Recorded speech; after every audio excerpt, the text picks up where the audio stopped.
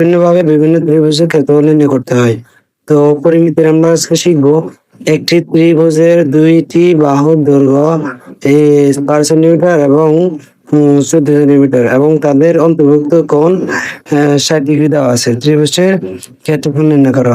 তো যদি কোনো প্রশ্নের মধ্যে এভাবে ত্রিভুজের বাহুর সাথে কোণ দেওয়া থাকে তাহলে একটা সূত্র আমরা আছে কোণের, সেই সূত্রটা দিয়ে আমরা এখন অঙ্কটা সমাধান করব। আসলে দেখেন আমাদের একটি ত্রিভুজের দুই বাহুর দৈর্ঘ্য যখন একটা এ ধরে একটা বি ধরে এ 12 সেন্টিমিটার বি 14 সেন্টিমিটার এবং অন্তর্ভুক্ত কোণ 60 ডিগ্রি দেওয়া আছে। তো আমরা জানি এই হিসাবে কোণ থাকলে সূত্রটা হবে ত্রিভুজের ক্ষেত্রফল half A B sine theta, half A B sine theta, হাফের হাফ। আর এর মান হচ্ছে 12, বির মান হচ্ছে 14, সাইন সাইন থিটার মান হচ্ছে আমাদের 60 ডিগ্রি। তারপর হচ্ছে হাফ আমাদের 12 আর হচ্ছে 14 গুণ করতে হবে এবং সাইন 60 ডিগ্রি মানে হচ্ছে √3/2।